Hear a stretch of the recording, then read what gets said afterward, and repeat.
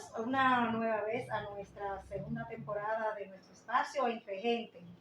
Esta vez iniciando con un segmento de la población femenina, la parte más joven.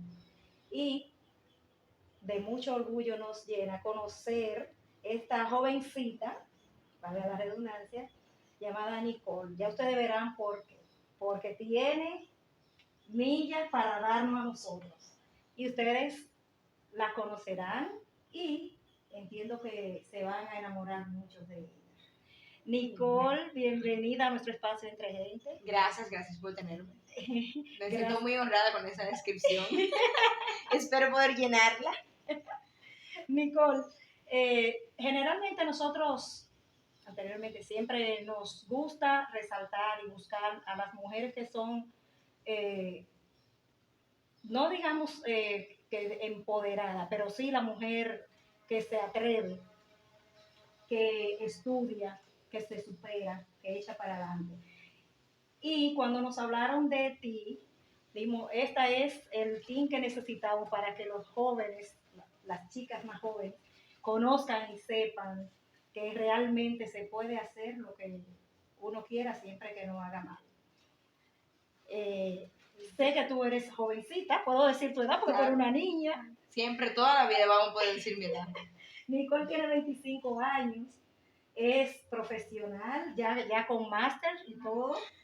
Cuéntanos, Nicole, de tu carrera y cómo te describe profesionalmente. Bueno, yo soy licenciada en negocios internacionales. Tengo estudios en políticas públicas con enfoque de género, porque desde muy joven me di cuenta que los problemas son estructurales, no individuales.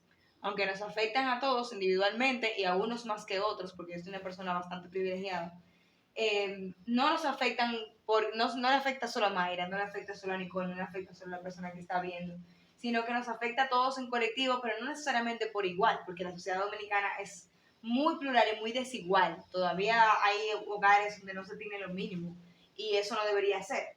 Entonces, esa preocupación por entender, cónchale, ¿por dónde es que nosotros le damos? Yo le decía a mis amigas a la universidad, ¿por dónde es que nosotros le vamos a entrar a este país? Porque es como que yo no entiendo, hay tantas cosas, ¿por dónde empezar? O sea, hay tantas cosas buenas que hay que continuar, pero hay tantas cosas que están fallando, que son básicas. Y yo pensaba mucho, yo estudié en INTEC, que es una universidad privada, y la razón por la que yo estudié en una universidad privada no es casual, no fue porque Nicole dijo, ay, qué aburrimiento, déjame pedirle a mi padre que invierta 500,000 pesos, ¿entienden? O sea, no fue una razón muy fácil de decidir, pero era una carrera de negocios internacionales que solo la daban ahí en ese momento. Entonces, la razón por la que la educación pública tiene una oferta en cierto grado limitada a veces y también una trayectoria de un currículo de estudio un poco accidentado, mis padres son egresados de la UAS, esa razón no es natural, es una razón política. O sea, se han tomado decisiones diario, día a día, los tomadores de decisiones que no han priorizado la educación superior, por ejemplo, como un derecho, que de hecho nuestras leyes no lo ven como un derecho. El derecho es la educación inicial y básica. La educación posterior a eso no es un derecho todavía en República Dominicana. Es un privilegio. Entonces, la razón por la que yo estudié en una universidad privada, y ojo, que privado no significa mejor, porque hay muchas cosas que a mí me hubiese gustado aprender, que los estudiantes de la UAS sí aprenden, que a mí nunca me enseñaron, porque las universidades privadas usualmente forman para el sector privado. Y yo quería una carrera pública. Entonces era muy difícil encontrar dentro de esas aulas esas respuestas que yo tenía a esos problemas que yo estaba hablando al principio. Entonces ahí fue que yo me metí en el activismo social y político y primero lo hice a favor de nosotras, las mujeres y las niñas dominicanas, para defender una sociedad libre de violencia, donde seamos libres, donde podamos ser, donde no nos maten, donde salgamos en el periódico porque tuvimos algún logro, porque somos científicas, porque somos arquitectas, porque somos ingenieras, porque somos políticas, no porque un fulano nos quitó la vida, que es lo que usualmente pasa. Y bueno, pasé un tiempo en el activismo y me di cuenta que el activismo necesita de una clase política que escuche. ¿A qué edad más o menos te surgió a ti tantas inquietudes? Tanto, o es que tú vienes de familia tradicionalmente política, social. ¿Cómo te nació a ti el quererte involucrar tanto socialmente cuando como tú dices, tú vienes de un sector que no necesariamente sea tan popular, Involucrado, claro. no estás tan en el medio. Sí, exacto. No, Entonces, mira, ¿dónde te salió eso? yo creo que eso siempre tengo que darle el mérito a mis padres. Yo crecí en un hogar muy democrático. O sea, en esta casa, hasta para pintar la pared de qué color se va a pintar, se consulta. Se consulta y todo el mundo participa y la mayoría gana ese color. Y mis padres son dos personas ibaeñas que emigraron a la ciudad a estudiar en la UAS. Ellos son arquitectos. Y en la sobremesa de aquí, de mi casa, siempre estaban los temas políticos. Hijos es sembrar un árbol, aunque usted no esté seguro si va a poder descansar bajo su sombra y su regazo. Entonces mis padres sí lo hicieron y me criaron socialmente muy consciente. También mis padres son personas del pueblo, mi mamá es de pueblo, pero mi papá es una persona que viene de campo, de una familia con mucha precariedad, con mucha pobreza. Y obviamente entendiendo esa condición de pobreza que te deshumaniza como persona. Es un tema que siempre se ha hablado en mi casa. Yo creo que de ahí nace esa inquietud. Además de que yo creo que hay una cosa muy generacional de que nosotros no tomamos un no como respuesta y queremos entender el porqué de todo. Entonces, por ahí viene. Una combinación, digamos que me sembraron en una parte donde da buen sol y me dieron buena agua. Tú de chiquita, tú eras con estos niños que todo hay que buscarle por qué. ¿Y por qué? ¿Y para qué? Bueno, mi mamá me decía que yo duré 4 navidades seguidas, algo así, pidiendo un micrófono de Reyes. Y yo sentaba a mi familia y empezaba a hablar con el micrófono. Un desastre. Tú me habías dicho que tú eres la única hembra de tus padres. O sea, que tú te has criado en puro varones. Entre hombres. ¿Cómo es ese manejo, esa química de ustedes? Porque tú decirle a tus hermanos, yo quiero ser política, o tú te metiste directamente a la política, fue como un empujón, o llegaste o lo fuiste pensando, analizando antes de eso. Mira, yo nunca descarté participar en política, porque mis padres, lo sé que lo he mencionado mucho, pero creo que hay que darle mérito también a ellos por eso. Mi papá me veía en el activismo y mi mamá y me decía, muy chulo y todo, pero si no van a la política no van a lograr nada. Y yo, Dios mío, pero ¿cómo yo voy a llegar a la política con 19 años? Eso no tiene sentido. Hay que prepararse, hay que tener hijos y después que tú decides meterte en política. Entonces, como yo siempre he estado, desde el colegio estuve en los grupos estudiantiles, en los grupos del ecologismo del colegio, yo siempre he estado en el medio, como haciendo cosas. Eso a mí yo recargo, yo soy extrovertida, entonces yo recargo energía con la gente. Entonces, mis hermanos cuando vieron el salto de la política y mis padres fue como, oh, claro, obvio, eso era lo que iba a pasar, porque eso es lo que yo estaba haciendo todo este tiempo. Ser la mujer en una casa de hombres es súper interesante, porque yo, además de mujer, soy una persona muy feminista. Y mis padres son feministas también, mis hermanos son feministas también. Eso no quiere decir una persona feminista no es una persona perfecta, ni que entiende que el mundo se cambia de la noche a la mañana. Me gusta decir que una persona feminista es una persona que tiene patrones machistas, pero que está en recuperación, porque ya lo sabe. Tú sabes como, eso es como que medio aplatanarlo un poco, el término feminista. Porque nosotros tenemos el concepto muy generalizado de que ser feminista es la mujer que anda, que incluso hasta se descuida mucho con el estilo de que quiere ser feminista y en vez de parecer mujer muy femenina, como que cogen un cierto aire más masculino que femenino. Bueno, entonces, ¿cómo tú defines esto? Feminista en este tiempo, la mujer, ¿qué es lo que buscamos como feminista? Una persona feminista es una persona que entiende primero que la mujer es una persona y que como la mujer es una persona, es merecedora y sujeto de derechos. Y segundo, que la sociedad necesita verse a través de esos lentes de la igualdad de género, porque hay cosas que nos hieren y nos excluyen del aparato social y económico de la sociedad si nacemos mujer o hombre. Y hay ejemplos muy claros. Sí. Por ejemplo, una persona que vaya al Estado a hacer política pública sin perspectiva de género es una política pública que se va a quedar corta. Por ejemplo, en la pandemia mandamos a todo el mundo a estudiar desde la casa. Pero a solo 4 meses de habernos ido todos a casa, ya nos dijeron por decreto de vuelta al trabajo. ¿Qué pasó? que no se volvió a las escuelas a nivel nacional, sino hasta un año después. Entonces, el grupo de personas que decidió que nosotros no teníamos que incorporar a la fuerza laboral, pero los muchachos no tenían que ir a la escuela, es una persona que tomó esa decisión sin la perspectiva de género. Porque ¿quién iba a cuidar de esos muchachos mientras las mujeres se iban a sus casas y los padres se iban a sus trabajos a trabajar? O sea, entender el mundo con una perspectiva de género significa que tú entiendes que en la mayoría de los hogares, primero, dominicanos, son monoparentales, que solamente hay una madre cuidando de los hijos o una abuela con una madre cuidando de los hijos. Y Ya. segundo, entender que ellas son las cuidadoras universales y que si tú le pides que ya vayan a su trabajo formal, ¿con quién ellas van a dejar los muchachos? Tú sabes que eso yo entiendo que ha cambiado bastante, porque cada vez más vemos hombres involucrándose Importantísimo. completamente en lo que es el cuidado de sus hijos. Y por eso la Mucho. perspectiva de género es tan importante. Por ejemplo, nuestro diputado de mi partido, Opción Democrática, José Lázaro Rodríguez, ha sometido el proyecto de ley que crea la licencia de paternidad. Dígase, un tiempo para que el padre pueda ocuparse de los cuidados, co-cuidar, co-criar con la madre cuando ésta acaba de dar a luz. Eso es perspectiva de género, ¿por qué? Porque te dice, el hombre también quiere cuidar, tiene que tener el derecho Sí. de cuidar, y la mujer también necesita ser cuidada, porque la mayoría se hacen cesárea. Entonces, una persona con cesárea no puede estar sin cuidados. Entonces, ver el mundo y crear política pública con esa perspectiva de género es muy importante. Otro ejemplo que muy poca gente a veces piensa. Los hombres en el mundo y en República Dominicana son la cara del suicidio. Los hombres son los que más se suicidan alrededor del mundo. Y para eso tenemos muchísimas razones. Los hombres recaen sobre los hombres muchísimas presiones económicas, porque tú eres el hombre de la casa, tú tienes que proveer. Entonces, el valor del hombre dentro de lo que es la masculinidad como es criado está muy asociado a su capacidad de producción. Entonces, el hombre que no puede producir como él espera, como la sociedad espera, el hombre que no puede cumplir con esos requisitos de masculinidad que la sociedad espera de él, es un hombre que usualmente se deprime y se guarda todas las emociones, porque ¿de qué le decimos a los niños de chiquitos? Los hombres no lloran.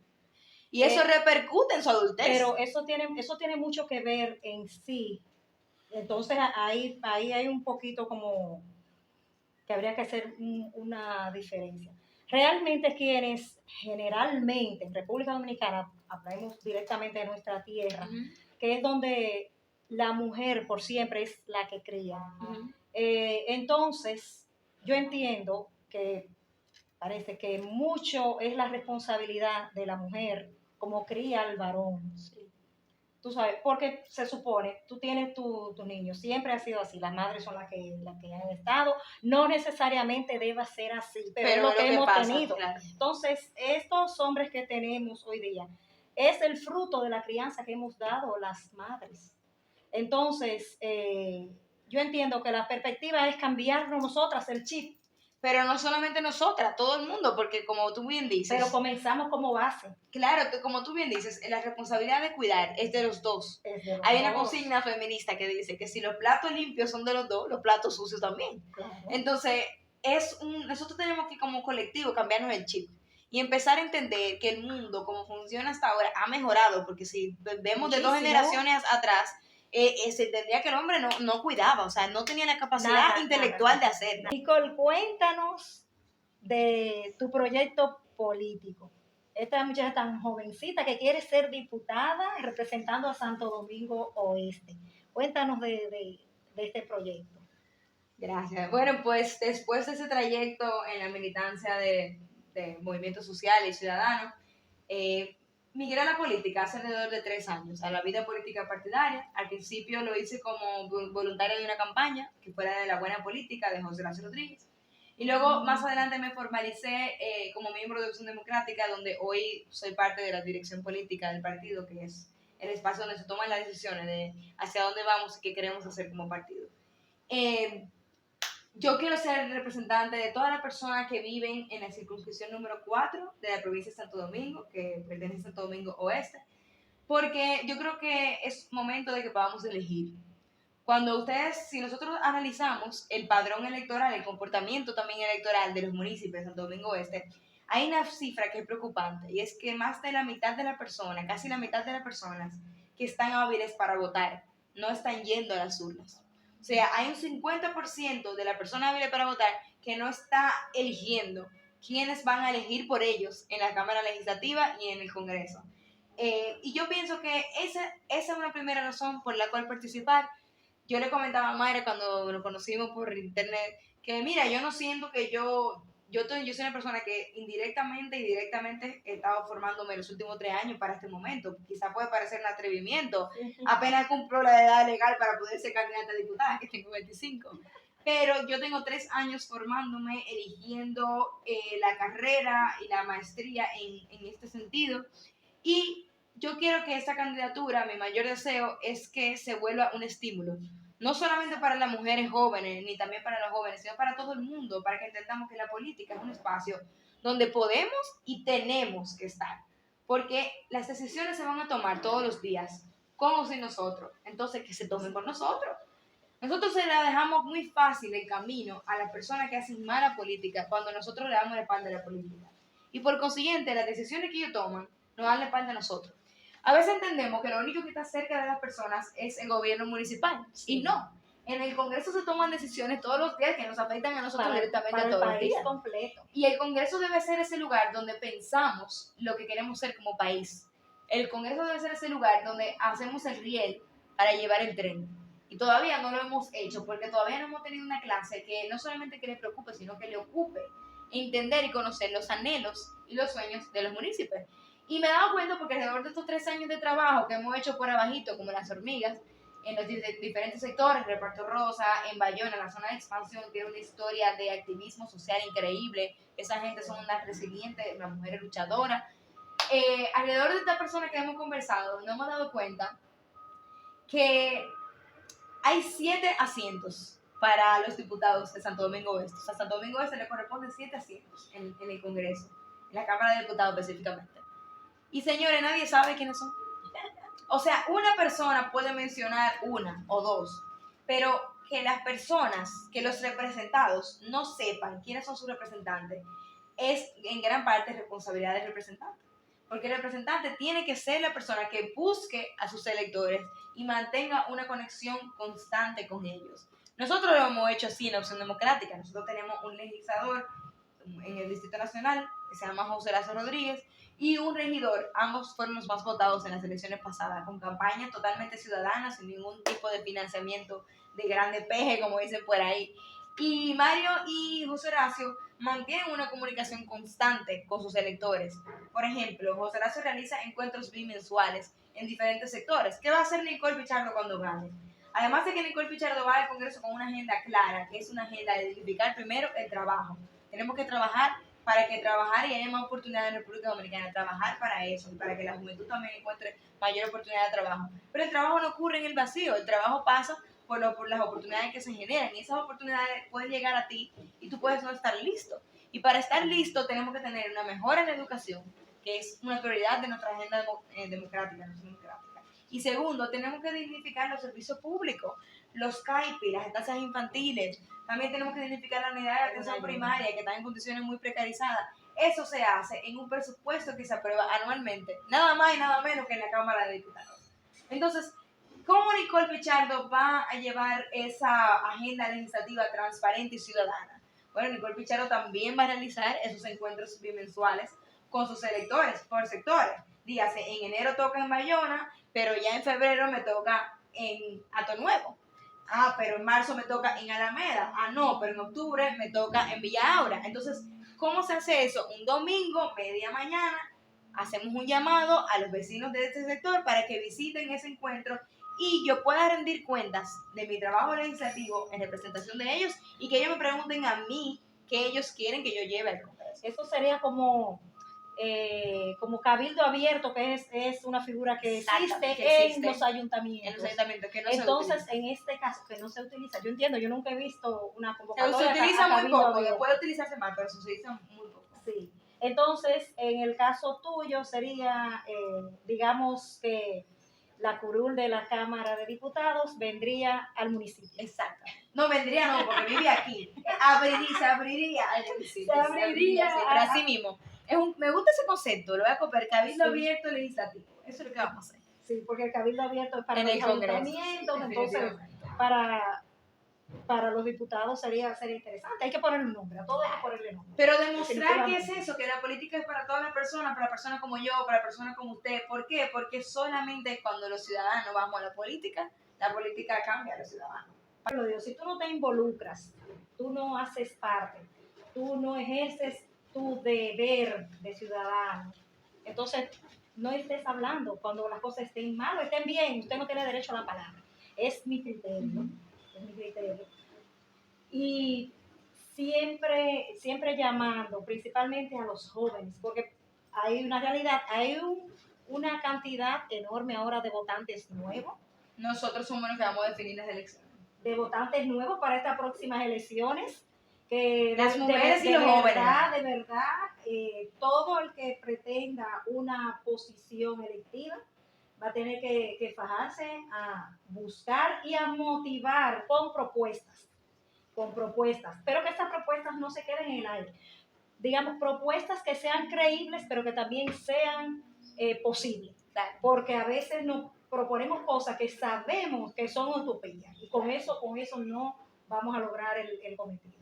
Entonces, propuestas válidas, acertadas y que llamen a la atención, que realmente sepamos por qué vamos a votar, por qué yo podría echar un voto por Nicole, qué podría Nicole aportar a nuestro municipio, pero al país, porque realmente los diputados y senadores tienen que hacer por el país. Claro. Entonces, en ese sentido, así como un tema específico, un punto específico de la agenda, de lo que tú entiendes que sería tu primera presentación en la Cámara como representante, ¿cuál sería? Me encanta esa pregunta. Antes de responder eso, quisiera decir algo también, añadiendo a lo que decías de la participación y el deber y el derecho. Yo creo que nos han dado todas las razones para no querer saber de la política. Entonces no podemos tampoco, o sea, sabemos que es tedioso, todo lo que salimos a ver es un poco incómodo y a veces como grotesco, se siente como grotesco, invasivo. Entonces yo entiendo el rechazo a la política, sin embargo, esas decisiones las tomamos nosotros. Por eso el eslogan de la campaña es ahora podemos elegir. Porque tenemos que entender que nosotros definimos como ciudadanos el rumbo del país, pero también lo hacemos en la urna. La democracia se vive todos los días, pero la urna es el día del cumpleaños de la democracia. Entonces tenemos que participar. Yo hago un llamado a que por favor participen. Oye, si usted quiere no vote por mí, pero vaya a votar. Sí. Que vaya a votar porque es muy importante. Y haga un proceso de discernimiento, de propuestas, pero no solamente de propuestas. Pues yo trabajé 2 años dentro del Congreso Nacional. Y yo era una de esas personas que pensaba que las propuestas lo eran todo. Hay que ir con 3 propuestas y hay que cumplir las 3. Pero yo me di cuenta, Mayra, estando ahí dentro, que además de las propuestas, lo que importa es la mirada y la visión política y de Estado que tiene ese legislador o legisladora. Le voy a decir por qué. Porque un truco para los echados legislativos que hay es depositar muchísimos proyectos de ley incompletos o hasta para que no pasen. Para decir, no, yo deposité, lo que pasa es que no pasó. Ajá. Hay que hacer la diligencia una vez ahí dentro para que esos proyectos sean leídos y sean tomados en cuenta. Y otra cosa, la mirada. Porque, por ejemplo, va a llegar un proyecto de ley. ¿A qué va Nicole Pichardo al Congreso? 2 propuestas concretas. Primero, yo quiero proponer que se cree el Sistema Nacional de Cuidados mediante ley. ¿Qué significa eso? Que creemos una estructura desde el Estado para dignificar a las personas que cuidan. Eso implica a las personas que cuidan a adultos mayores, como también a los niños con discapacidad y a los niños. Tenemos los CAIP, que son los centros de terapia para los niños, pero no tenemos un lugar de cuidado especializado para ellos todavía. Se puede hacer dentro del CAIPI, pero todavía no tenemos suficiente personal formado para dar abasto. Entonces, los CAIPI y los CAIP son algo que tenemos que replicar, que ya funciona, que ha sido muy bueno, pero que tenemos que replicar para que pueda llegar a toda la población, principalmente Santo Domingo Oeste, que el rostro de Santo Domingo Oeste, lo que predomina aquí es la madre joven. Tenemos que crear desarrollo para que esa madre joven pueda desarrollarse como persona. Entonces, yo voy a aprobar el presupuesto, a fiscalizar, pensando en esa madre joven. Y eso implica crear un sistema nacional de cuidados. También, más que esas estancias físicas que ya existen, también un sistema nacional de cuidados dignifica a la persona que cuida. En ese sentido, si yo soy una persona envejeciente y tú me estás cuidando, Mayra, el Estado te va a pagar un sueldo por cuidarme. Entonces, voy a eso. Y segundo, lo más importante, que es algo que me atraviesa personalmente, Nicole Pichardo va a defender y hacer que el medio ambiente sea una prioridad. República Dominicana y principalmente Santo Domingo Este es el país de las cañadas y los vertederos a cielo abierto. Eso no tiene por qué ocurrir. Nosotros podemos, la basura no tiene que existir. Todo separado es un insumo, un residuo que se puede utilizar y aprovechar, pero todo junto es basura. Entonces tenemos que empezar a pensar el país que queremos ser y cómo vamos a generar provecho económico de los residuos que generamos. Y a eso van a aprovechar el Congreso, hacer esa mirada que proponga una modificación a la ley de residuos sólidos para que tenga esa mirada y también a pensar en economía circular. ¿Cómo podemos hacer que la República Dominicana se vuelva un referente de economía circular, donde todo lo que usemos y desechemos cumpla un ciclo y en vez de contaminar, lo que haga que genere más riqueza y más empleo? Muy interesante, Nicole. Mira, me da risa. Estás bastante empoderada en lo que tú crees, lo que tú piensas. Bueno, vamos a pedirle a Dios que te siga fortaleciendo, que puedas llegar. Y te damos las gracias por recibirnos, por conocerte. Por venir. Me pueden encontrar en redes sociales como Nicole Pichardo y por ahí podemos seguir hablando y tener un cabildo abierto digital. Un cabildo para la diputada. Para la diputada. Gracias y hasta una nueva entrega de nuestro espacio Entre Gente. Gracias por la sintonía. Hasta luego.